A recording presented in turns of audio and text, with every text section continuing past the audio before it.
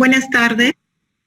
El Consejo Ejecutivo del Poder Judicial y la Comisión Nacional de Capacitación de Jueces y el Centro de Investigaciones Judiciales les da la más cordial bienvenida a la conferencia Investigación e Inteligencia Artificial en la Justicia Peruana.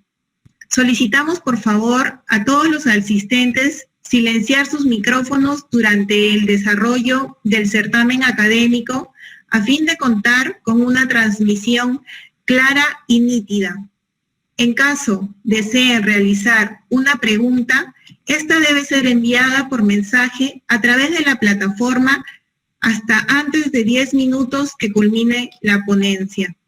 Agradecemos la presencia del doctor Hipólito Rodríguez Casavilca, director académico de la Academia de la Magistratura y consultor internacional en la implementación de las tecnologías de la información. Además, es ingeniero mecánico, electricista, electrónico y licenciado en educación por la Universidad Peruana Cayetano Heredia. Maestro en telemática por la Universidad Nacional de Ingeniería, maestría en Derecho Constitucional y doctorado en Gestión de Empresas por la Universidad Nacional Mayor de San Marcos. Asimismo, doctorado en Derecho y doctorado en Electrónica, Tratamiento de Señal y Comunicaciones por la Universidad de Sevilla, España. El doctor Rodríguez es docente investigador y líder de grupos de investigación de la Universidad Nacional Mayor de San Marcos, así como experto en la formulación, implementación y evaluación de proyectos de innovación tecnológica y social en el Perú. Así también agradecemos la presencia del doctor Elder Domínguez Haro, director del Centro de Investigaciones Judiciales del Poder Judicial, quien nos brindará unas palabras de bienvenida.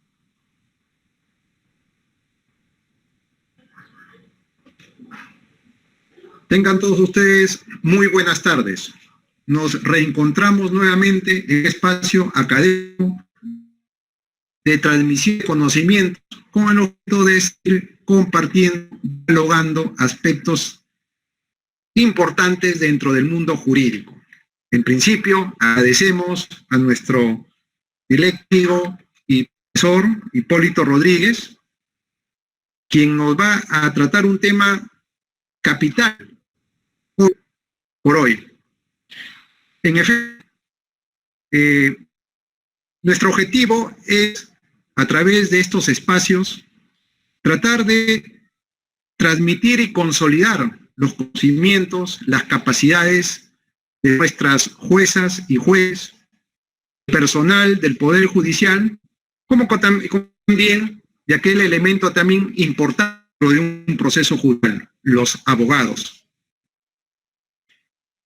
Dentro de esta línea de trabajo, consideramos importante, dentro académico, desarrollar o tratar de dar respuesta a preguntas pedagógicas, como son, por ejemplo, ¿para qué enseñar? ¿Qué enseñar? ¿Cómo enseñar? Y cómo evaluar la enseñanza. Estas 4 dimensiones nos van a permitir ubicarnos dentro del bosque de conocimientos, tratar de buscar aquella especialización que queremos. En la hora presente, el juez, el magistrado, no solamente cumple esa función jurisdiccional, sino también la función política y social dentro de un entorno o contexto económico, político, social y hoy virtual. Entonces, esta lógica, la unidad del mundo jurídico, que ubica el sector reúne ese dominio peculiar, el mundo de la abogacía con el mundo de la ingeniería. Muchas veces hay ciertas diferencias entre abogados e ingenieros al momento de traducir un instrumento electrónico aquellas ideas jurídicas o instituciones jurídicas, cómo dar forma en un formato electrónico. Hay diferencias, lo podemos advertir dentro de la experiencia y la práctica profesional, pero creemos que precisamente nuestro profesor Hipólito Rodríguez, al reunir estas dos visiones, este binomio de abogacía e ingeniería, nos da mayores luces o comprende la problemática dentro de ese escenario, buscar soluciones. La administración electrónica, hoy, gobierno electrónico del Perú, se inició hace muchos años. Ahora estamos hablando o trasladando esa experiencia electrónica de la administración pública a los poderes judiciales. En nuestro caso, la Judicatura Nacional. El Poder Judicial, hace 3 o 4 años aproximadamente, ha iniciado de manera vigorosa la aplicación de la justicia electrónica. Tener las notificaciones electrónicas como un punto para empezar. Y hoy el expediente electrónico en determinados órganos jurisdiccionales a través de la Comisión de Trabajo del Expediente Electrónico del Poder Judicial, habitualmente denominado el eje. Entonces, este es el contexto en el cual se desenvuelve o se va a desarrollar esta conferencia. Y creemos entonces que el intercambio de ideas nos va a permitir mejorar el estado actual de la utilización de estos instrumentos electrónicos para un mejor desenvolvimiento. Dado el tema de la exposición rotulado investigación e inteligencia artificial en la justicia peruana, es precisamente un estadio más a la cual queremos llegar. Y ello requiere el concurso necesario entre los 3 actores de un proceso judicial, jueces, fiscales, si hablamos en materia penal, y los abogados. Entonces, dentro de este marco, creemos que el proceso de enseñanza o la educación legal, judicial y fiscal tiene un punto de partida que es la formación digital. Y la formación digital, desde un enfoque constitucional, de un enfoque holístico en la enseñanza y la capacitación de los magistrados, sobre la base de esta transformación digital, con un curso o con una orientación fundamental y transversal, permitirá mejores aliento de en la praxis poder llevar a cabo el uso de los instrumentos que nos da la tecnología y el mundo de las comunicaciones. Agradecemos a ustedes su valiosa participación, al profesor, y el siguiente paso es darle entonces el uso a nuestro profesor Rodríguez, a escuchar atento su exposición y luego la etapa de preguntas.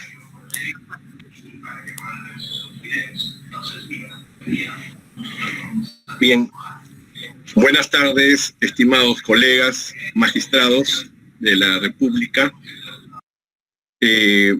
Agradezco mucho la invitación efectuada por el Centro de Investigaciones Judiciales de nuestro Poder Judicial en el Perú, en particular a su director. Agradezco además la presencia de cada uno de los jueces, funcionarios del Sistema de Justicia Nacional, que me permitirán o podrán de alguna manera iniciar un proceso de entendimiento hasta lo que tenemos en estos últimos 25 años de desarrollo de la inteligencia artificial en el estado de arte global, pero también en nuestro país. Voy a utilizar una presentación para que podamos quizás seguirnos y organizarnos. igual al final recibiré aquellas consultas que ustedes crean conveniente realizar. Bueno, en la conferencia le hemos dilucidado en dos parámetros, que es investigación e inteligencia artificial. Ambos elementos, investigación e inteligencia artificial, son dos de los cuatro componentes del modelo educativo que tiene actualmente la Academia de la Magistratura de nuestro país.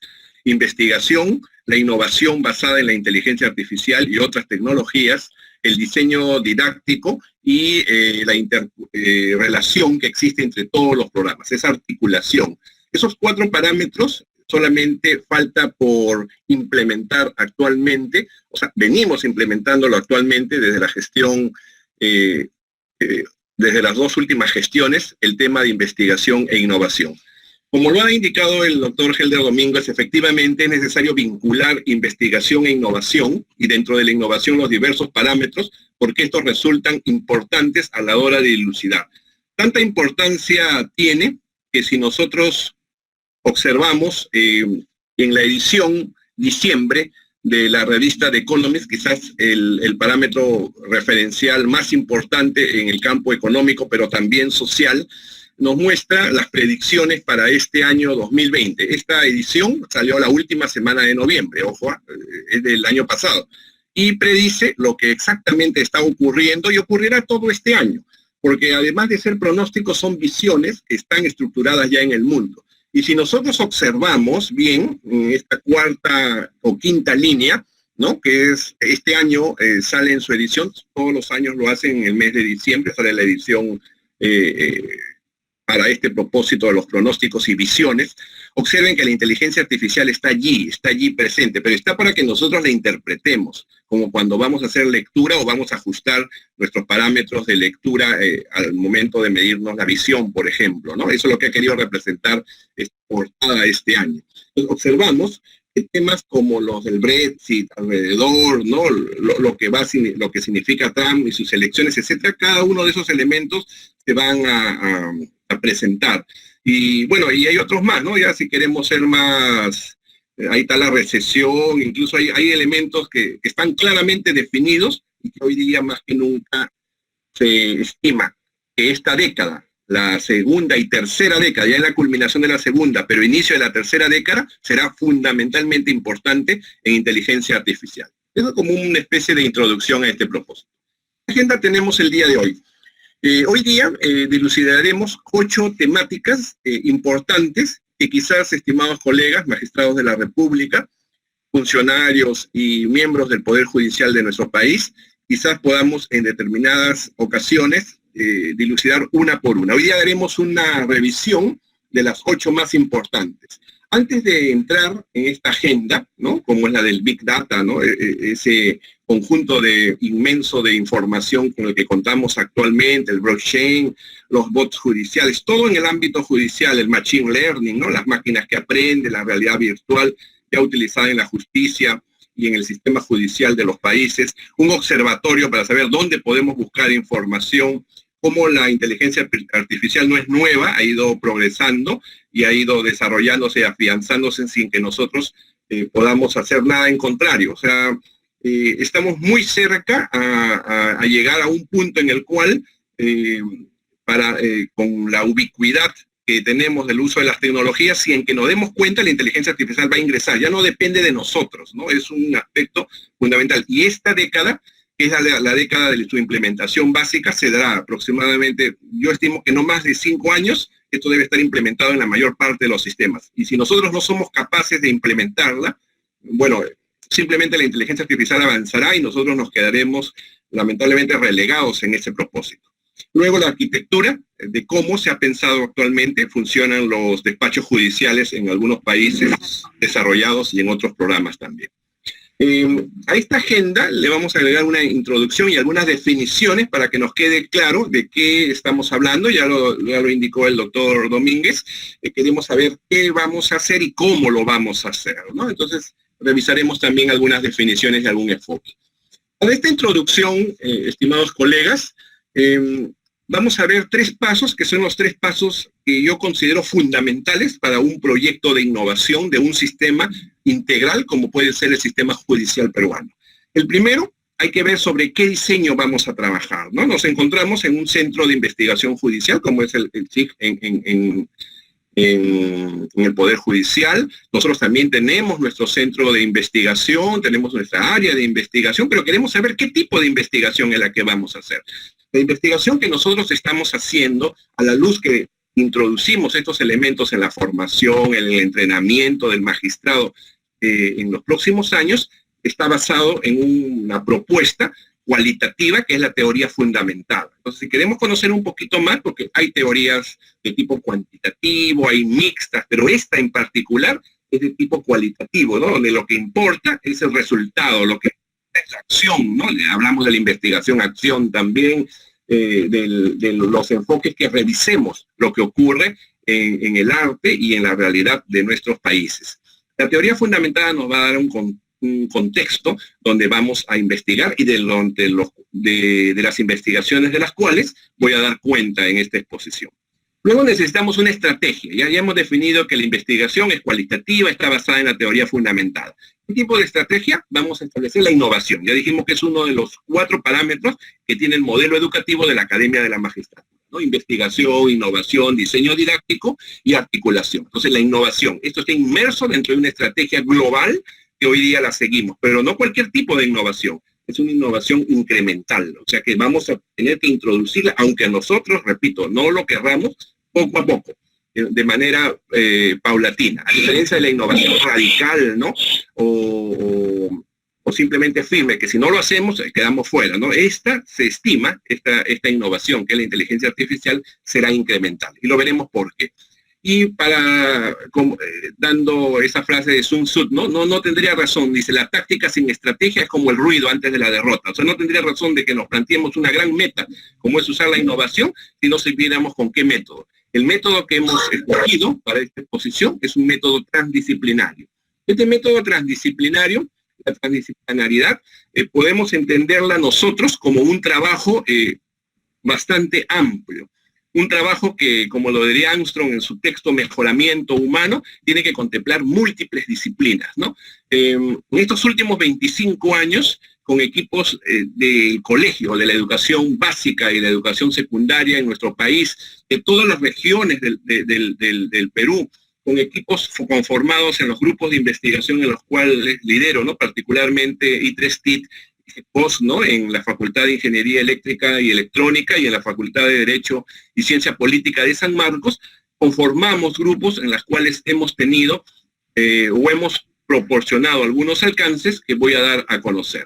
Entre ellos, además, debemos considerar un tercer elemento. Además de la transdisciplinaridad, necesitamos analizar la investigación y la innovación. En la Academia de la Magistratura, efectivamente, ya lo había adelantado, hemos, desde la gestión pasada del 2019, invitado a los magistrados de la República para que escriban para otros magistrados a través de los 2 volúmenes que ya se tiene de la revista de investigación de la Academia de la Magistratura. Esta revista, el propio magistrado ingresa a la página web de la Academia, revisa su repositorio, simplemente ve las estadísticas y él mismo puede controlar cuántas son las visitas que han hecho a sus artículos, qué opiniones han dejado, desde qué partes del mundo están visitando, y se sorprendería que el magistrado peruano, además de los que han escrito, los que han ingresado a este programa de formación de investigadores, porque los llevamos, los orientamos, los apoyamos, ¿no? De alguna forma para que esta concepción del escribir investigación sea un traslado, una investigación en la práctica, en el despacho.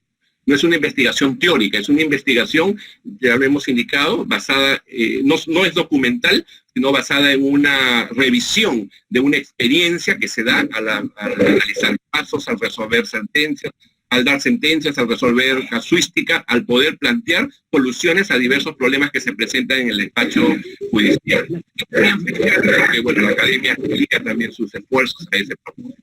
Entonces, el magistrado de la República, el juez tiene la posibilidad a través de esta revista de publicar, porque esta revista es para los jueces del Perú. Además, en la teoría fundamentada, ya lo había indicado, tiene que dar algunos resultados. En estos 25 años viene desarrollándose las nuevas tecnologías de la información y la comunicación, que ya no son nuevas, simplemente son tecnologías de la información.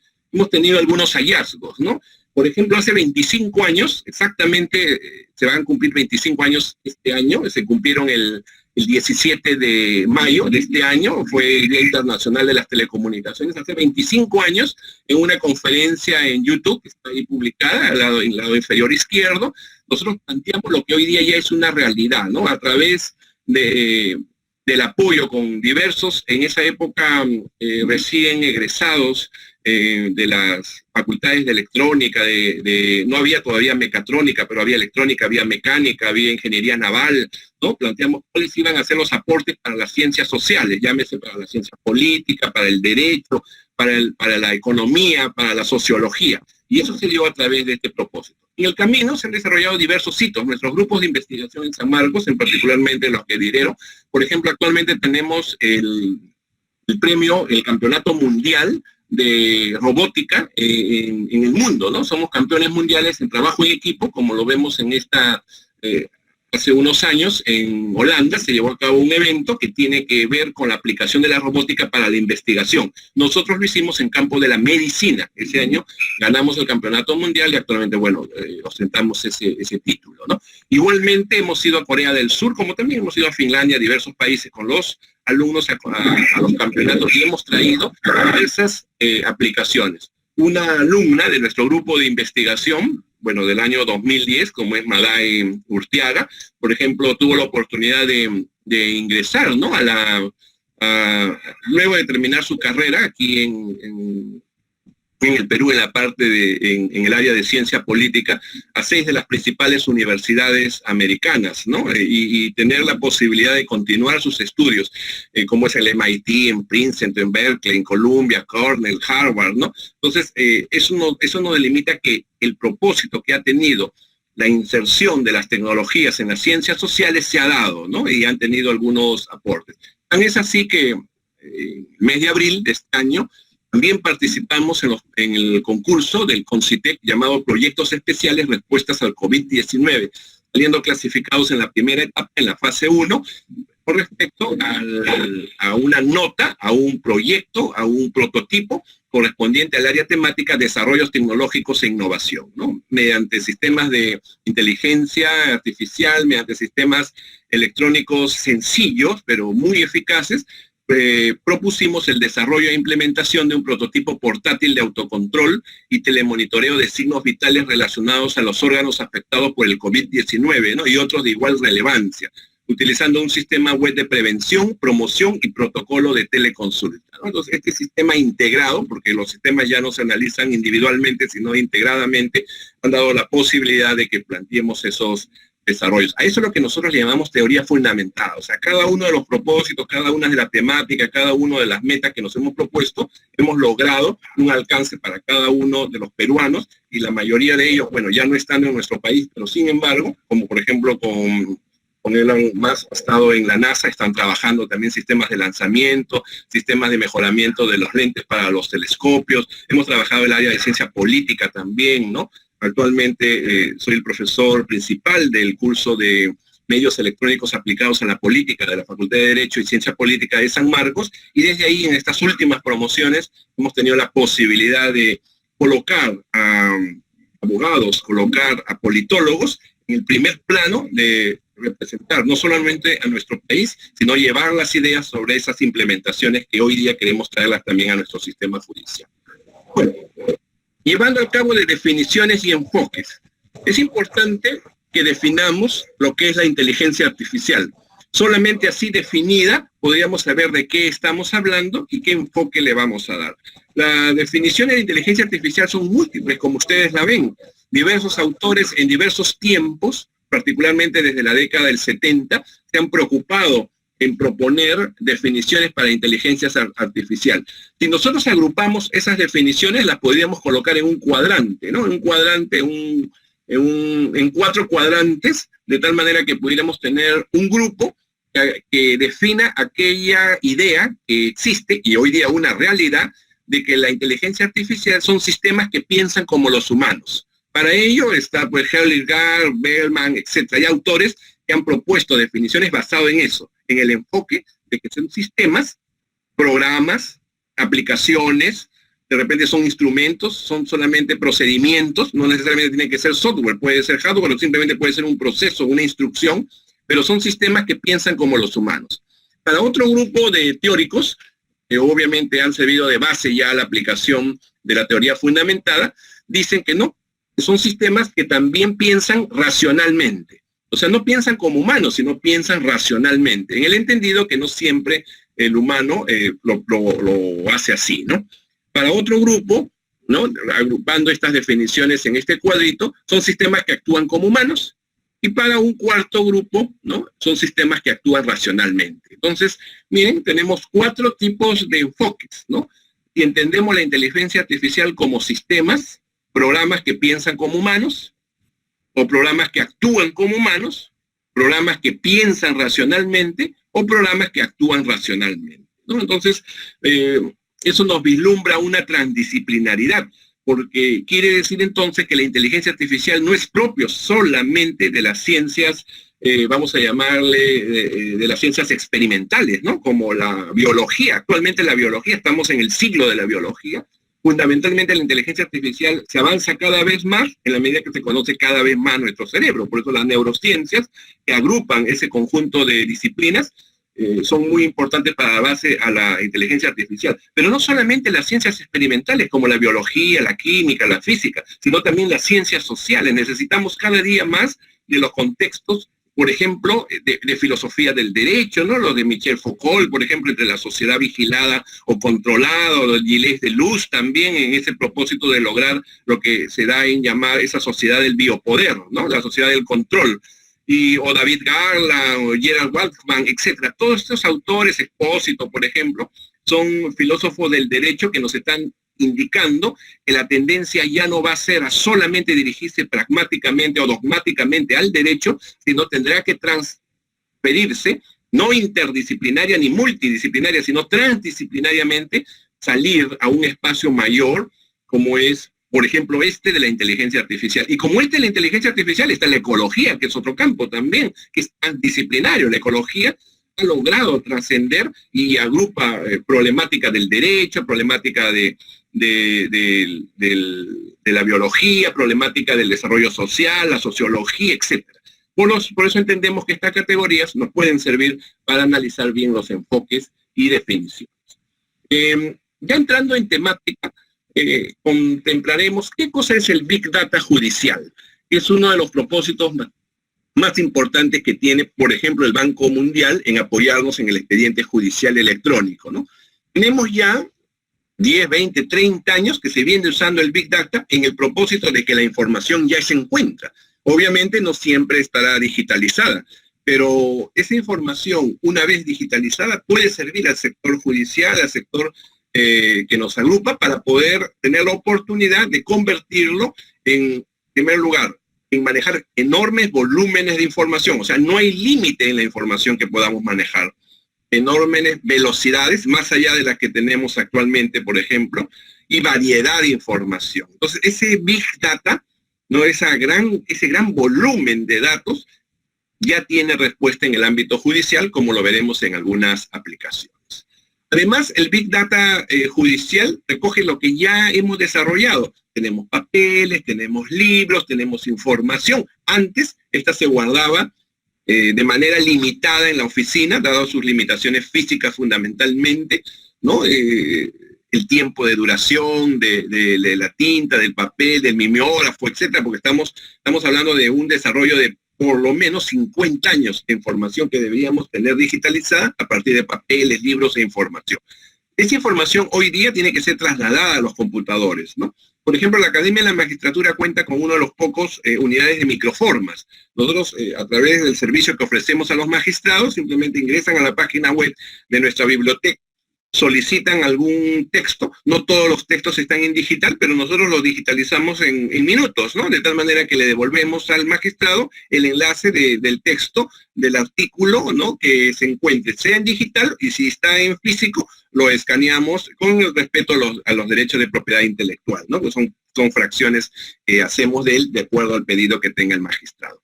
Pero todo eso va a generar una nube judicial, o sea, el propósito de que no importa los tipos de datos, datos organizados como información o información comunicada a nosotros, ¿no? Que somos los usuarios, podemos tener esa facilidad para acceder a él de la tecnología, de la forma más barata que pueda existir.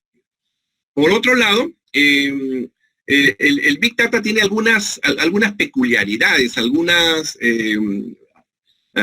capacidades, ¿no? Por ejemplo, solamente se podía guardar hace unos 10 o 20 años en la oficina, en el almacén, un número limitado, ¿no? Un número de libros, un número de información. Pero hoy día, con los diversos tipos de información que existe, podemos combinarla. Ahora ustedes dirán, ¿y dónde está la información? ¿Solamente la de los libros? No, ese es solamente el primer nivel, el primer tipo de información. El segundo tipo de información se da cuando yo mando un correo electrónico, cuando yo lleno una ficha, como por ejemplo, hoy he marcado mi asistencia aquí en el Google Meet, ¿no? Esta herramienta del gran espacio Google.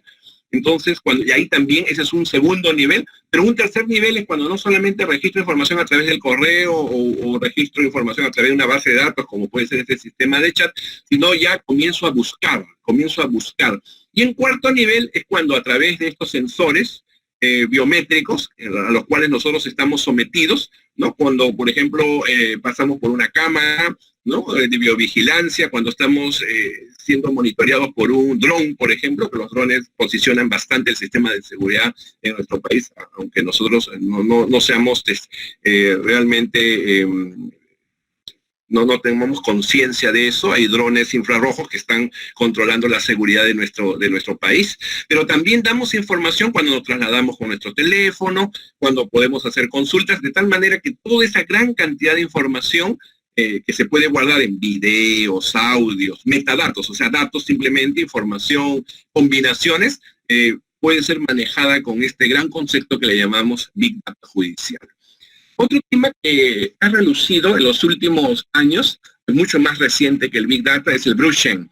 Blockchain nace en la idea de que como existía moneda, o sea, existía dinero digital, ¿no? Los Bitcoin, esos Bitcoin podían ser atacados por hackers y uno se podría asignar cuentas, etcétera. Entonces, los investigadores, tanto de las ciencias sociales como de las ciencias experimentales, ¿no? y de las ciencias computacionales, dijeron, ¿cómo podemos hacer un sistema que tenga hash?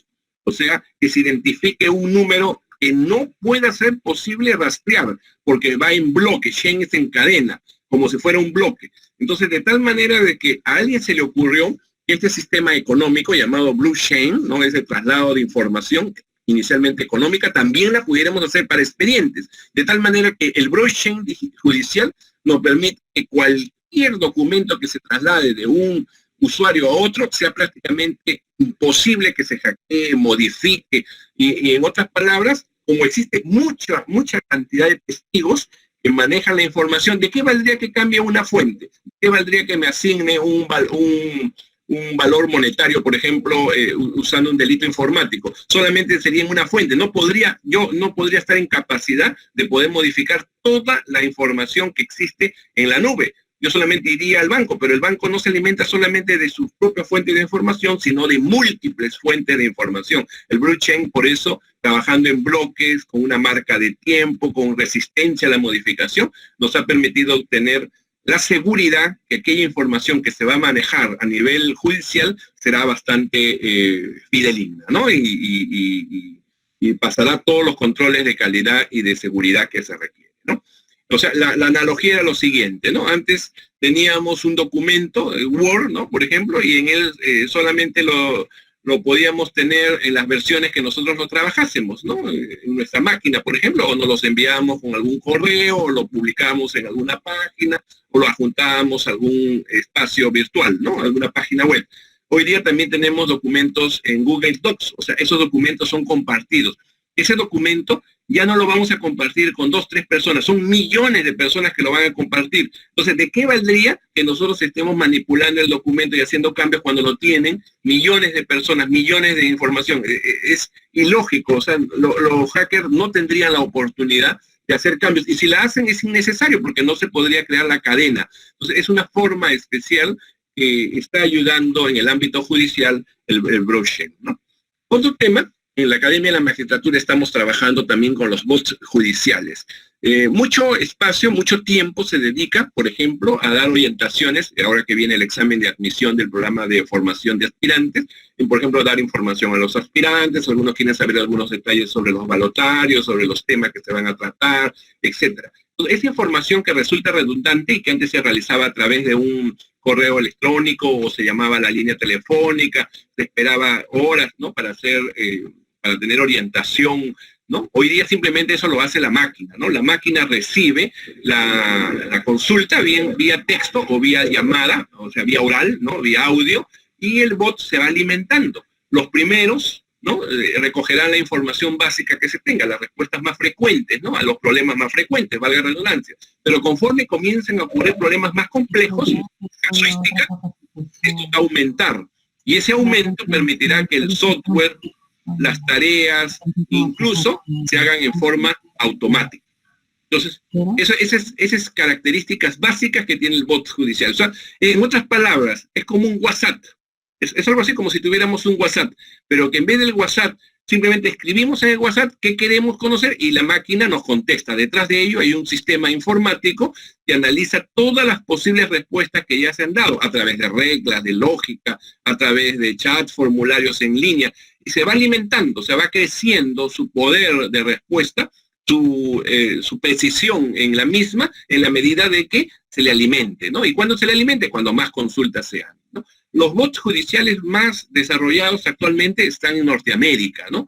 En los estados, bueno, la justicia americana es una justicia de estados, han comenzado a trasladar muchas consultas del litigante, de los abogados, del justiciable, de tal forma de que estas consultas regulares, estas consultas comunes, puedan ser trasladadas a formularios y un bot, ¿no? O sea, como diríamos, un robot, una máquina esté comenzando a formularla, ordenándola, categorizándola y dando respuestas precisas, no cuantitativas, estamos hablando de respuestas cualitativas, las respuestas que organizan las características, las funciones, los enfoques que tiene el usuario, ¿no? Porque son preguntas especiales en ese propósito. Los bots judiciales, ya decíamos, permiten que los grandes procesos, ¿no?, los procesos complejos, los grandes juicios que reciben muchos documentos puedan ser revisados íntegramente, ¿no? Hay una propuesta en Costa Rica, en su Poder Judicial, en la Fiscalía de Buenos Aires, incluso en Colombia ya viene implementando un sistema a través también del Banco Mundial con la finalidad de revisar, que la máquina revise todos los contratos, revise todos los documentos, revise todo el proceso, de tal manera de que le proporcione al juez una oportunidad clara de conocer todo el conjunto de información del registro de datos, incluso de los reclamos, de las apelaciones, de las sentencias, del orden, de los tiempos, de todo el proceso, ¿no? Esas aplicaciones bot, por ejemplo, Don't Pay es una aplicación bastante interesante, es un bot abogado, ustedes lo pueden bajar de cualquiera de los entornos, ¿no?, iOS o Android, para que puedan, a manera de propósito, resolver algunas consultas. Ustedes dirán, pero ¿por qué entonces necesito un abogado robot? Miren, este año que pasó, el año 2019, en el mes de noviembre, se llevó a cabo un Congreso Internacional de Medicina acá en nuestro país. Y los médicos estaban preocupados porque cada día más los usuarios, en primera instancia, o sea, en el primer nivel, consultan al doctor Google.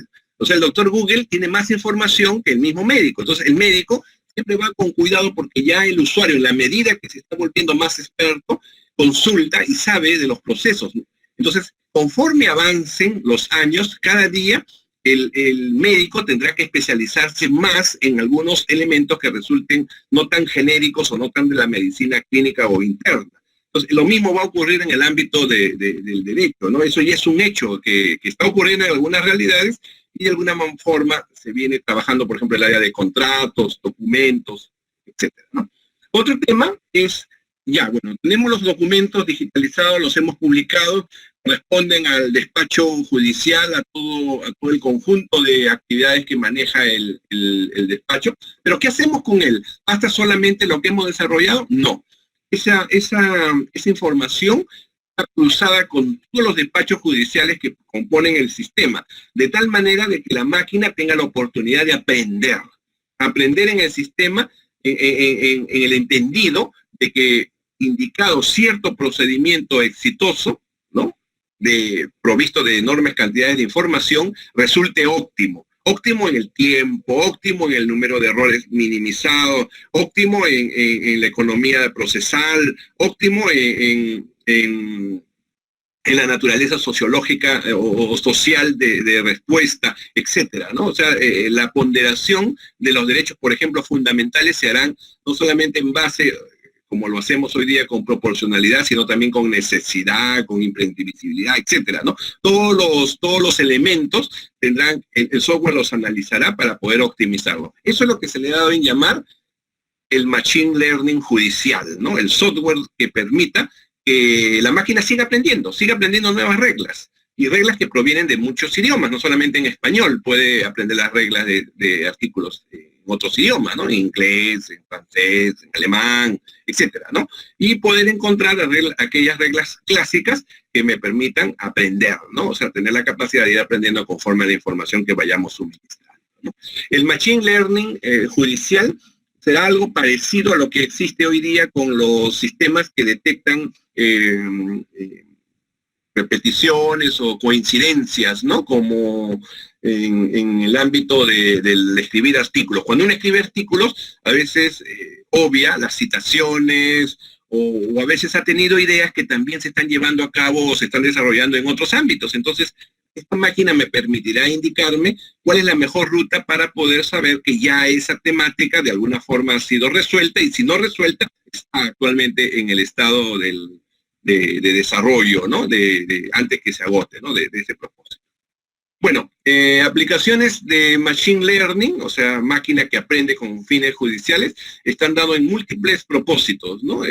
Fundamentalmente, esto no lo tenemos actualmente bastante entendido en el ámbito judicial, pero ya hay Machine Learning en sistemas de aprendizaje en línea, ¿no? Por ejemplo, en e-learning hay Machine Learning. Sé de algunas universidades que están apostando a que pueda tenerse un historial de todo lo que es ese propósito. Sin embargo, en otros países la tecnología judicial ya ha incorporado, por ejemplo, el tema del anti-spam, de los vehículos inteligentes, ¿no? De las redes sociales que traen información a los procesos judiciales, por ejemplo, para los procesos civiles de esa naturaleza, los procesamientos de lenguaje natural, las búsquedas, la resolución de conflictos en línea, ¿no? Esos conflictos en línea como el sistema que se está mostrando en ese video, me permite analizar toda esa optimización en el uso del proceso digitalizado, pero también resuelto en línea, ¿no? Con ese propósito. Es una temática también interesante que en determinado momento tendremos que incorporarla a nuestro conjunto de aplicaciones que ya tiene el Poder Judicial, ¿no? En este punto habría que preguntarse si lo tenemos que hacer como cuando el creador, ¿no?, de la inteligencia artificial, uno de los padres de la inteligencia artificial, le preguntaron alguna vez si esto tenía que hacerse, como si era posible implementar la inteligencia artificial cambiando completamente los sistemas. O sea, el sistema nos encontramos actualmente convertirlo al 100% en digital. ¿Y qué haríamos? Si eso toma tiempo. Entonces, la respuesta de este investigador era la siguiente, ¿no? Era una pregunta. ¿Será posible cambiar el neumático de un auto en movimiento? Entonces todo el mundo se quedó pensando si era posible cambiar el neumático en movimiento, ¿no? Entonces se supone que en determinado momento tendremos que parar algunas actividades y tendremos que reemplazarlas, y eso tomará algunos tiempos. Hay poderes judiciales de Europa, fundamentalmente los que lo han implementado. En algunos de ellos veremos sus resoluciones también, sus aportes y sus hallazgos, que les ha tomado 2 años y medio y con gran aportación. Pero ¿qué hacemos durante esos 2 años y medio? Entonces, los sistemas actuales, como se entienden, en capas, analizados, ¿no?, mediante alguna metodología utilizada, permite que esa implementación sea por partes, ¿no? O sea, incremental, no sea radical, no sea disruptiva, ¿no? Y por lo tanto, la tecnología judicial hoy día reconoce todos los caracteres de manera óptica. O sea, bastaría pasar un documento y la máquina lo reconocería, sus caracteres, ¿no? O dibujos que puede existir. Revisar documentos, revisar acuerdos, resoluciones, buscar patrones criminales, identificar documentos fraudulentos, documentos ilegales. Y cada vez que lo haga, la máquina aprenderá más y podrá determinar cuáles son esos comportamientos, cuáles son esos patrones que siguen para identificar el lenguaje natural que utilizan los humanos, incluso para el delito. También existe la realidad virtual judicial, ¿no? Se están empleando en algunos sistemas judiciales, fundamentalmente asiáticos, para la preparación, ¿no?, de la formación de los nuevos jueces, tanto en juicio como en proceso de aprendizaje, ¿no?, para poder convencer al juez sobre un caso, ¿no? Es una tecnología de realidad virtual que puede ser inmersiva, como con lente, pero también no necesariamente con lente, puede ser con realidad aumentada, ¿no?, que permite generar imágenes realistas de lo sucedido, por ejemplo, en un accidente de tránsito, dar un enfoque más real, ¿no? La escuela judicial, por ejemplo, francesa, y actualmente también la escuela judicial española, utiliza muchísima la visita que pueda existir, ¿no? ¿Cuándo mejor aprender? Cuando presenciar lo que ha ocurrido, en realidad cuando hay un accidente, cuando hay una autopsia, cuando se interviene en un penal, cuando, etcétera. O sea, todas esas actividades hay que participar en ellas. Muchas no se pueden realizar en grupos, son críticas, por lo tanto se pueden realizar visitas virtuales en ese propósito, ¿no? En la Universidad de San Marcos tenemos una línea de investigación también de realidad virtual que se ha desarrollado en los últimos años proveyendo información para ambientes inmersivos. Entre ellos, por ejemplo, el de un juzgado, ¿no? Un proceso de juzgamiento, etcétera, ¿no? Bueno, hay procesos de aprendizaje también inmersivo característico, ¿no? Llegamos a este punto, podríamos hablar del observatorio. ¿Dónde podríamos, qué tan avanzado hemos llegado en el Big Data, por ejemplo, ¿no?, en la inteligencia artificial, en la justicia? ¿Qué es lo que está sucediendo? ¿Y qué es lo que sucederá en los próximos años, ¿no? Acá vemos, por ejemplo, tribunales de justicia en China, que ya son definitivamente 100% utilizan inteligencia artificial. Es interesante que en este último concurso, por ejemplo, de soluciones que hubo para el COVID-19, proyectos especiales y proyectos ampliados, se presentaron soluciones en nuestro país de jóvenes que han hecho sistemas de detección de cámaras tan o más avanzados que los sistemas chinos. En los sistemas chinos se detecta, por ejemplo, algunas características de la enfermedad, ¿no?, del lugar donde se encuentra, o sea, siguiendo más para la protección de la seguridad que puede tener la persona a través del movimiento, del uso de su teléfono, etcétera. Esos sistemas ya lo hemos tenido en este último concurso que hubo en el mes de abril, que tenemos algunas respuestas también de peruanos que, habiendo conocido esta realidad, la han trasladado a nuestra naturaleza y a nuestros propios usos y costumbres, ¿no? ¿Qué se desarrolla en los tribunales inteligentes? Bueno, hay plataformas públicas que disponen las partes y el público, ¿no?, sobre los tribunales a través de Internet. En eso sí ya tenemos nosotros avanzado algunos propósitos, pero también hay tribunales que proporcionan servicios de litigios en línea, ¿no?, para que las partes a través del sitio web, ¿no?, de servicios de litigio se conecten vía WhatsApp. Eso, por ejemplo, estamos todavía por desarrollarlo, ¿no? Los tribunales también desarrollan sistemas, ¿no?, tales como los sistemas inteligentes de soporte de juicios, sistema de reconocimiento de voz como prueba, un sistema similar, ¿no?, para impulsar casos, una plataforma de manejo de casos preparada para la conmutación y la libertad condicional, una plataforma para procesar la integración de datos en línea, las disputas de tránsito, etcétera. Todo una asistencia al juez para mejorar la calidad y eficiencia de su trabajo. Eso es un sistema que ya tiene también algunos aportes y que el Observatorio Mundial nos está diciendo que vamos hacia esa área, ¿no?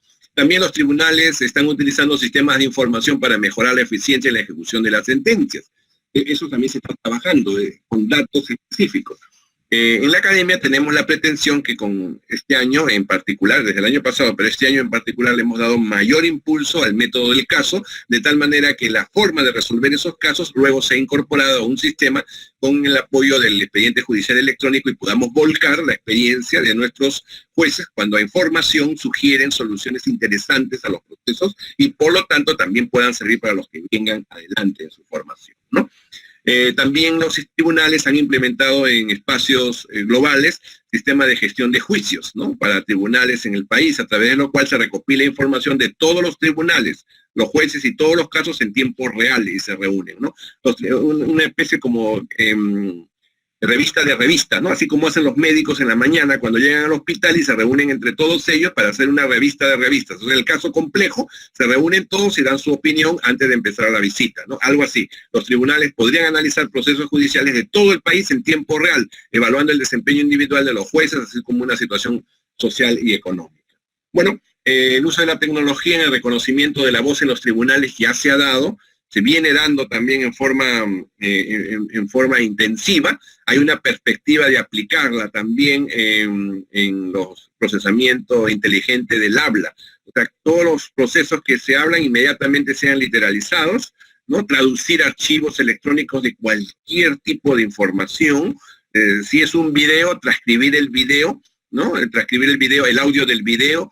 Si de repente queremos cuadros del video, si queremos también imágenes de ese video, si es audio, simplemente transcribir el audio literalmente, la inspección de la calidad de los instrumentos judiciales, bueno, integrar todos esos avances que ya teníamos tecnológicos, pero con reconocimiento incluso facial y físico de la persona, ¿no?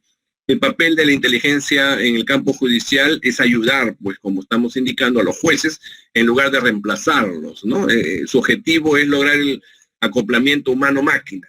Ese acoplamiento humano o máquina se va a dar, ¿no? Aunque nosotros no lo querramos, ya lo tenemos, incluso hay año y fecha se ha puesto, ¿no? Estamos muy cerca a llegar a ese punto de tiempo. Y la inteligencia artificial se ocupará de problemas que se hacen en rutina y que representan aproximadamente el 80% de la carga de trabajo de las cortes, mientras que los seres humanos con experiencia y capacidad de juicio lidiarán con ese 20% restante, ¿no? Entonces, ese es parte del propósito que se tiene en estas aplicaciones. La aplicación efectivamente del robot inteligente, de los bots inteligentes, del Big Data. Por ejemplo, tenemos ejemplos en el robot Siofa, y yo voy a colocar algunos enlaces también para que ustedes puedan consultar una vez que bajen la diapositiva. El pequeño derecho o derechito, ¿no? Se consulta más o menos 15,4 millones de veces y ha sido almacenado más de 500.000 entradas de datos. Es una de las bases de datos más amplias que existe, por ejemplo, en el caso de China, ¿no? Y esa base de datos trabaja estos 4 niveles que tenemos que desarrollar nosotros en nuestro país, ¿no? A través de varias generaciones. Nosotros nos encontramos todavía entre la segunda y tercera generación. Nos falta todavía llegar a la expansión, más allá de dialogar con los usuarios. O sea, nos falta hablar con la máquina. Todavía estamos alimentando recién la máquina para que ésta genere a través de algunos algoritmos, algunas formas de reacción, ese comportamiento, ¿no? Igual también la tecnología del blockchain hasta el año 2018 y 2019 ha tenido datos electrónicos con un conjunto. Se han analizado más de 20.300 sentencias, ¿no? Con datos electrónicos, con evidencias electrónicas en algunos medios, ¿no? Pues fundamentalmente aquellos ligados a países desarrollados. Acá tenemos la experiencia, ¿no? De Australia, por ejemplo, Estados Unidos, en Francia también, en la China, etcétera, ¿no? Entonces, todos estos arquetipos previos que teníamos sobre el uso de la tecnología en el ámbito judicial ya hoy día están viéndose superados porque la opinión de expertos, los datos electrónicos son en grandes cantidades, fáciles de manipular y difíciles de guardar adecuadamente, por lo que sería más difícil que las partes prueben la autenticidad de las pruebas electrónicas ante el tribunal, ¿no? Entonces, eso permite que sus aplicaciones sean mucho más eficientes cuando se trata de grandes volúmenes que ayudaría en ese contexto, ¿no? ¿Cómo se ha dado este avance en nuestro sistema tecnológico global, ¿no? O sea, ha sido progresivo, sí sabemos que ha sido progresivo, pero queremos saber cómo se ha dado, ¿no? A través de algunas etapas, ¿no? Aquí vemos las etapas en que se viene a dar. Habría que reflexionar sobre la cual nos encontramos, ¿no? En cuál de estas nos encontramos actualmente, ¿no?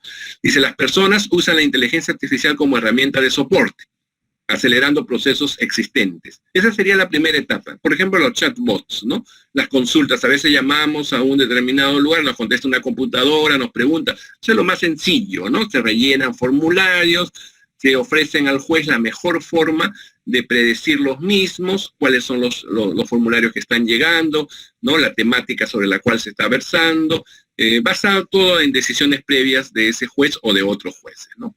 En una segunda etapa, los jueces pueden aceptar más fácilmente la funcionalidad, ¿no?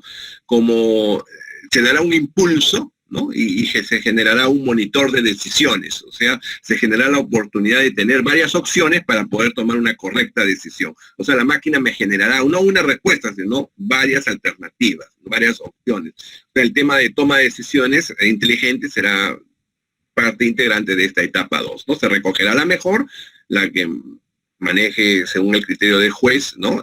La información y motivada, ¿no? En una tercera etapa, la inteligencia artificial ya no solamente se alimenta del juez, sino ahora entrena, es un entrenador, ¿no? Proporciona retroalimentación a los resultados de las decisiones, resalta los patrones de decisión. Eso es muy importante porque en esta tercera decisión el juez podrá tener la posibilidad de explicar la razón de haber tomado otra decisión y la inteligencia artificial puede aprender también del juez y va a incrementar su proceso de aprendizaje. En un cuarto momento, la inteligencia artificial incorpora el histórico de decisiones de todos los jueces, de todas las personas. El juez accede y tiene la oportunidad a través de una plataforma de acceder a una comunidad de expertos. Y finalmente, en la etapa 5, la inteligencia artificial podría recomendar una decisión óptima, si es que la hay, ¿no? Si es que existe. Entonces, a propósito de seguir estas etapas progresivas, podemos llegar a la opción de que un robot, siendo mediador, ¿no? Entre una disputa, dilucidar la mediación en intentos fallidos, ¿no? Generar la opción dentro del tiempo de la resolución de controversias, que esto se dé dentro del funcionamiento que tiene la gestión del sistema judicial del país y finalmente logrando los resultados podríamos tener la posibilidad de tener robots mediadores adecuados, ¿no? Hay herramientas de resolución de disputas llamadas ODR que ya existen, ¿no? Son útiles, son expansivas y se incorporan, son los llamados jueces robots, ¿no? En la China, por ejemplo, se está llevando a cabo, en Taiwán, en diversas realidades, y permite tener este estado del arte, ¿no? O sea, cibertribunales, en algunas latitudes, tribunales móviles que permiten acceder a redes sociales como el WeChat, lo que mostramos allí, jueces basados en inteligencia artificial que aparecen por videochat, mientras que el juez de inteligencia artificial aparece como un avatar, ¿no? Le pide que presente sus casos, tiene el acusado alguna objeción de la evidencia judicial del blockchain presentado, pregunta el juez, sin objeciones, respondió el demandado humano, ¿no? Entonces, de alguna manera, comienza ya a tener una incidencia sobre ese proceso, como en el sistema experto que lo vemos aquí, por ejemplo, que proviene de la experiencia japonesa, ¿no? Casos que se ven, disputas comerciales en línea, derechos de autor, reclamos por comercio electrónico, son temas que actualmente ya se están viendo en estas realidades, ¿no? Velocidad y justicia, es la finalización de los casos a una velocidad mucho más rápida. Bueno, también es justicia la velocidad porque se justifica retrasar, porque justificar un retraso pues es una justicia denegada, ¿no? Entonces, bajo esas características tenemos esas opciones. La arquitectura del despacho podemos proponer finalmente para lograr esta implementación, este diseño, esta presentación y finalmente esta implementación o explotación, ¿no? Fundamentalmente, este modelo es el modelo que se ha propuesto, los expertos lo han propuesto, es muy reciente, es un modelo que ya ha logrado consolidarse, como les digo. Por ejemplo, genera la promoción legal de la salud, la prevención de conflictos. A propósito de esto, cuando digo modelos, me refiero fundamentalmente a reportes, ¿no? Aquí hay un reporte que acaba de salir hace unas semanas. Ese reporte es el reporte de algoritmos que están utilizando los diversos gobiernos para poder manejar las agencias administrativas, pero son agencias administrativas de naturaleza judicial, ¿no? Y aquí lo que decíamos, ¿no? O sea, participan universidades como Cornell, New York, Stanford, etcétera, y proponen cuáles son los algoritmos que han dado mejores resultados, o sea, cuáles son los procedimientos, cuáles son los instrumentos que han utilizado para cada uno de los juzgados que existen en el ámbito de los Estados Unidos, ¿no? Por ejemplo, este es un reporte muy reciente, no tiene más de unas semanas, de que ya existen experiencias como tales que debemos de considerarlas, ¿no? En algún momento determinado también tendremos los reportes de nuestros avances. Este modelo de cuatro capas, ¿no? Basado en promocionar la aplicación legal, ¿no? De una manera conveniente, prevenir conflictos, contener los conflictos y resolver los conflictos, más o menos nos permite generar un modelo de cambio, ¿no? El modelo de cambio va de las cortes tradicionales a las audiencias virtuales, ¿no? En las cortes tradicionales, si bien es cierto, tenemos las 4 capas, pero solamente podíamos desarrollar audiencias que tuvieran presencialidad o simplemente contacto, ¿no? Porque el hecho de poder conectarnos por una videoconferencia no significa que son virtuales, ¿no? Además de tener las audiencias virtuales, debemos de promover en ellas alternativas de resolución de conflictos en línea, etcétera, para poder llegar a un nivel mayor, ¿no? Que no solamente es evaluar y facilitar la información, sino determinar con un juzgado en línea cuál es esa respuesta a la pretensión que tenemos del uso de la tecnología, ¿no? Valorar, facilitar, determinar a través de este modelo de cambio pueden ser elementos básicos para poderlos comparar, ¿no? Aquí tenemos los 4 enfoques comparados, ¿no? Las cortes tradicionales, miren su eficiencia, una eficiencia muy baja, las audiencias virtuales también una eficiencia muy baja, pero sin embargo los procesos de resolución de conflictos y las cortes en línea, imagínense las eficiencias que estamos llegando prácticamente a 2 desviaciones estándar, ¿no? Estamos llegando a más del 95% de eficiencia en comparando los 4 enfoques, ¿no? Los enfoques que existen actualmente, los más tradicionales, algunos que incurren en la virtualidad, pero otros que desarrollan salas físicas tradicionales que se convierten en audiencias virtuales, posteriormente en tribunales en línea, que van de poco a poco desapareciendo, pero haciendo luego que un sistema judicial sea una combinación en realidad de los 3, generando cortes en línea, ¿no? Entonces, ese es el proceso que tenemos más o menos vislumbrado para los próximos años, ¿no? En esta dirección que está allí, y también la pasaremos por el chat en unos momentos, pueden descargar esta presentación que tiene algunos enlaces que estoy seguro les resultará interesantes a la hora de trabajarlos. Muy bien, gracias.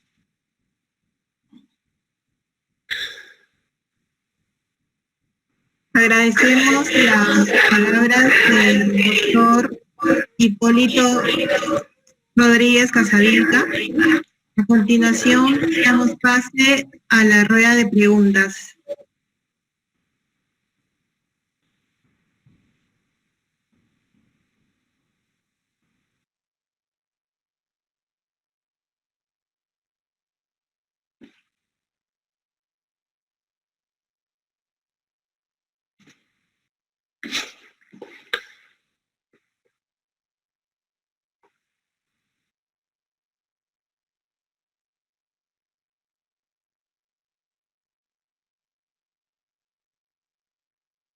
Bien, nos pregunta sobre el estado actual del uso de las tecnologías dentro del Poder Judicial, ¿no? Si bien es cierto, actualmente nos indica, existe, ¿no? Si es cierto que en el caso de la ley japonesa, dicha ley define definiciones directas, concretas y precisas. Muy cierto, eso es efectivamente interesante.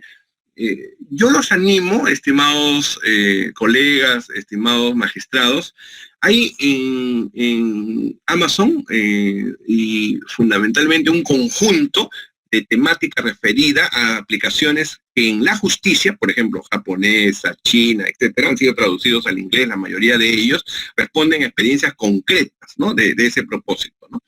Y si se están empleando en las Cortes Superiores de Justicia del Perú, sí. O sea, hay pretensiones, ya se hizo un primer trabajo con el expediente judicial electrónico penal, se va a ir con el no penal, pero no se olviden que este proceso es incremental, o sea, no es que la inteligencia artificial es completa, es incremental. La primera parte contempla solamente la digitalización, posteriormente el reconocimiento, por ejemplo, de los caracteres, el traslado de la información de audio a información literal. Posteriormente se analizarán las coincidencias en una especie de, como si fuera un software Atlas Key, ¿no? Identificará cuáles son las coincidencias llamadas categorías. Esas categorías posteriormente serán comparadas con haber encontrado sustento, por ejemplo, en determinadas sentencias. Esas sentencias serán comparadas en eficiencia con algunos parámetros hasta que posteriormente la máquina tienda a lograr ese equilibrio en las 4 capas. No va a ser un proceso completamente inmediato, ¿no? En ese proceso, ¿no? Efectivamente, el uso de las herramientas se tendrá que legislar, sí, claro que sí. En el uso, por ejemplo, en el uso de las tecnologías en general, ya lo encontramos, por ejemplo, con los sistemas de control, de vigilancia, de seguridad, etcétera, ¿no? Los derechos fundamentales son emergentes, existen experiencias exitosas en países latinoamericanos como, por ejemplo, Argentina, que viene legislando, pero también viene decepcionándose de algunos hallazgos logrados. Colombia también ha trabajado el uso de la legislación en ámbitos de la tecnología de la información y la comunicación. En inteligencia artificial, Argentina también tiene un proceso fiscal bastante importante. Todo ello gira a partir de la experiencia que IBM ha hecho con un sistema informático que se llama Watson. Ese sistema es el que se emplea mayormente en los sistemas judiciales mundiales. Ese sistema, y posiblemente también seamos el que empleemos acá. O sea, ese es un sistema que ya existe, tiene experiencia, es un poco caro, es cierto, pero nosotros podemos desarrollar también sistemas de reformas que impulsen esos procesos. La oralidad ya no será un problema, ¿no? Porque inmediatamente será transcrita y podamos tener también no solamente oralidad, sino también simulación y podamos formar a todos los integrantes, fundamentalmente a los jueces, en procesos de simulación donde la oralidad tenga esa característica, ¿no? Entonces yo creo que en general la arquitectura de la propuesta, ¿no? Esa arquitectura que yo propongo es interesante. Yo los animo, y si ustedes tuvieron la oportunidad en el Amazon Kindle, voy a compartirles un segundito de una manera esta. En Amazon Kindle hay una línea de inteligencia artificial para la justicia. Entonces, a ver, voy a ocultar un ratito esto. Aquí está cargando un ratito el Amazon Kindle. Además, el Amazon Kindle es como tener una tablet para leer libros. Claro que la tablet se ha dado cuenta que en vez de llevarla, mejor la tengo en mi computadora, ¿no? Entonces los libros se pueden leer con cualquier teléfono. Ya no es necesario una tablet lectora de libros, ¿no? Este libro, por ejemplo, es un libro americano, ¿no? El que está acá dice Justicia en línea, ¿no? Futuro y presente de la justicia. Es un libro de este año, de 2020, nos muestra cada uno de los desarrollos que hemos tenido en el ámbito, por ejemplo, americano, ¿no? Igual también hay para el ámbito TechScreen, es para el ámbito japonés también, ¿no? Ese es un texto interesante, se llama La singularidad está cerca. La singularidad es el momento exacto, falta poco, ¿no? Algunos lo estimaron aproximadamente a mediados del año 2024. Algunos piensan que ya está muy cerca, quizás sea en el 2022, pero llegará un momento en que la capacidad de procesamiento de la máquina, ya está estamos muy cerca, se iguale al humano. A partir de ese momento, que se llama un momento de singularidad, por eso dice la singularidad está cerca, este texto es de este año, de Kurzweil, es una propuesta, hay que ponernos a pensar en forma legislar sobre qué ocurrirá en ese momento, ¿no? Ya algunos países como Corea del Sur, por ejemplo, fundamentalmente asiáticos, ya se pusieron a pensar y están legislando, porque a partir de él, la inteligencia artificial habrá superado en procesamiento, en respuesta y en velocidad al cerebro humano. Sabemos que lo va a hacer, pero estamos cerca.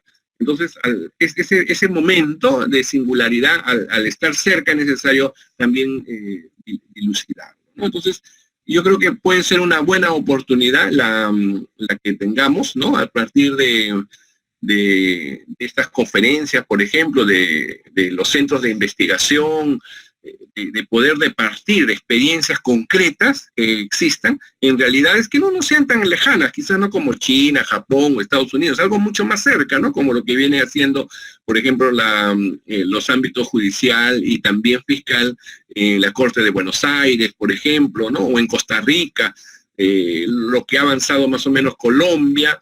Todos nosotros estamos en el interés, pero estamos todavía un poco avanzando recién entre la primera y la segunda etapa, ¿no? La segunda etapa, nos faltan dos etapas más por alcanzar. Y aunque nosotros no lo querramos, va a ocurrir. O sea, ¿por qué motivo? Miren, el litigante, hay en este libro de Denke, americano, el litigante americano ya consulta primero al robot en línea y consulta para ver cuál es el pronóstico de su proceso. O sea, antes de consultar al abogado, consulta. Y el robot le dice, más o menos analizando 20.500 casos similares al que él tiene, le dice más o menos cuál es el pronóstico. O sea, antes de ir al abogado, es como ahora cuando tenemos que ir a la clínica o al hospital, ¿no? O sea, antes de ir al médico yo ya sé qué hay. O sea, yo ya sé lo que el médico me va a decir, ¿no? Ya me averigüé casos, ya incluso si he sido más perspicaz, he leído algunos papers, algunos resultados, ¿no? Cuando va al médico y me quiere proponer nuevas tecnologías, como por ejemplo el avance que habíamos hablado ayer, hablábamos también en el colegio médico con respecto al avance en cáncer del pulmón y veíamos pues la naturaleza de los productos biológicos, ya eso lo sabe el propio interesado dice, y no existe esto, pero esto ya llegó, esto ya salió, o sea, igual va a ser en el ámbito judicial, igual, o sea, y es una cuestión de tiempo, ¿no? Yo opino que no más de 5 años, que cualquier interesado en conocer el pronóstico de los casos se va a dar, porque cada día se van a alimentar. Ahora, finalmente, si no lo hacemos nosotros como país, lo va a hacer algunas plataformas como Google o Amazon. Google tiene conocimiento pleno de todo lo que hacemos, absolutamente de todo, incluso de esta conferencia. Google tiene el audio de esta conferencia se ha grabado, pero la tiene Google, y a Google no le cuesta nada de su Drive convertirla esto en texto, compararlo, y dices, bueno, allá en el Perú están hablando de esto, pero también hay unas preguntas de este tipo, hay ciertas inquietudes, hay ciertas respuestas, así como tenemos a Google que está revisando nuestros correos, revisa todo lo que tenemos, no el contenido, sino la naturaleza que existe sobre el transporte. Google va a ofrecer sistemas expertos dentro de poco, ¿no? De tal manera que cada día vemos que se acomoda más a nuestras necesidades, ¿no? Nuestras búsquedas resultan más fijas o pertinentes a lo que deseamos. Y uno dice, pero ¿cómo la máquina sabe lo que yo deseaba, lo que yo estaba pensando, ¿no? Y cada día va a saber más porque le damos más y más información, ¿no? Entonces, este punto va a llegar definitivamente. Exactamente, o sea, más que no era una audiencia virtual, la audiencia virtual existe, doctora Mercado, pero lo que ocurre es que no es un producto de la inteligencia artificial por sí mismo, la posibilidad, los instrumentos que tenemos. Es algo así, le comento algo así como ocurre con el teletrabajo o el trabajo remoto, ¿no? Es la misma diferencia, ¿no?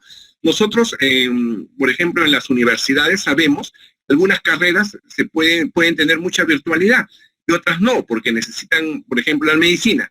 Sin embargo, se sorprendería usted que médicos peruanos actualmente se están preparando, participando en operaciones directas, no en simulaciones, sino en operaciones en otros centros quirúrgicos, ¿no? Hay un robot que se llama Da Vinci, es un robot que es especializado en operaciones, ya el ser humano no interviene, el robot lo hace íntegramente, pero el médico tiene que supervisar, tampoco no es que el robot tome sus propias decisiones, ¿no? El robot interviene en procesos urológicos, ¿no? Para, por ejemplo, cáncer a la próstata en varones, o sea, tiene un éxito enorme. Da Vinci es un robot con mucho éxito. Igual está ocurriendo, esta semana lo hemos revisado, por ejemplo, en el ámbito de la lucha contra el cáncer al pulmón también. Entonces nosotros necesitamos ingresar remotamente a las operaciones. Igual vamos a ingresar remotamente al proceso. O sea, sabiendo del proceso, no solamente la oralidad, sino la transcripción, la revisión de documentos, la proyección, etcétera. Todos los elementos que llevan al seguimiento de cada una de las etapas que compone pues el proceso judicial, ¿no? Entonces, tarde o temprano esto llegará y tendrá Entonces, yo los invito con quizás más fácil, he puesto el enlace en el chat, pueden descargar la presentación y hacer las consultas necesarias haciendo los buscadores, ¿no? Simplemente sobre esa tecnología y nos vamos a enterar. Incluso, miren, el YouTube hoy día hasta ha propuesto que dentro de unas semanas va a tener doblaje en línea. Antes tenía subtitulado en línea, ¿no? O sea, un video estaba en inglés, entonces lo pasaba, lo subtitulaba, ¿no? En inglés mismo, y a veces con un rotulador lo colocaba en español. Hoy día no, simplemente lo va a doblar al español o a cualquier idioma en línea. O sea, vamos a tener la posibilidad de ver videos en otros idiomas y simplemente nosotros los vamos a escuchar en un español, ¿no? Un poco incipiente, es obvio, pero en línea. Entonces no vamos a tener ni siquiera necesidad de leer, simplemente vamos a escuchar, ¿no? O sea, la oralidad va a vencer a la literalidad, ¿no? Entonces, y así como lo están haciendo estas plataformas, ¿no? De almacenamiento de videos, también otras plataformas pretenden de que cada día nos van a recopilar información que introducida en una base de datos resulta hoy día óptima para ese proceso. Bien.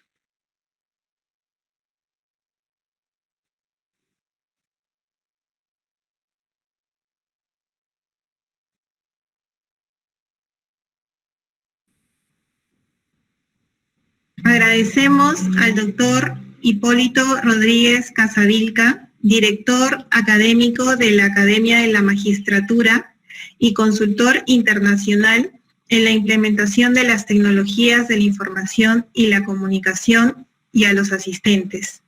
Es importante mencionar que la certificación académica se les estará remitiendo a sus correos electrónicos.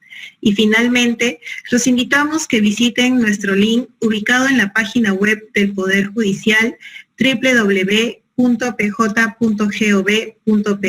y conocer de nuestras próximas actividades académicas en nuestro Facebook Jurisprudencia-Poder Judicial del Perú. Muchas gracias.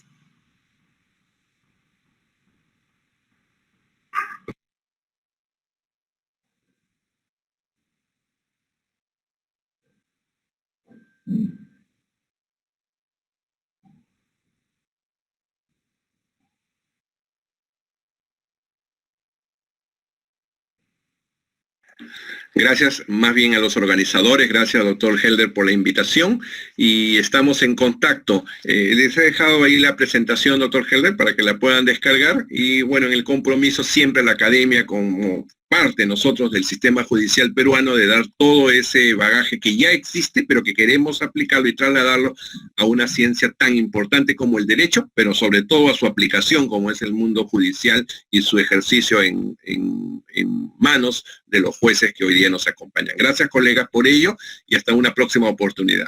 Muy buenas tardes. Gracias, doctor Hipólito Rodríguez. Gracias. Doctor, muchas gracias.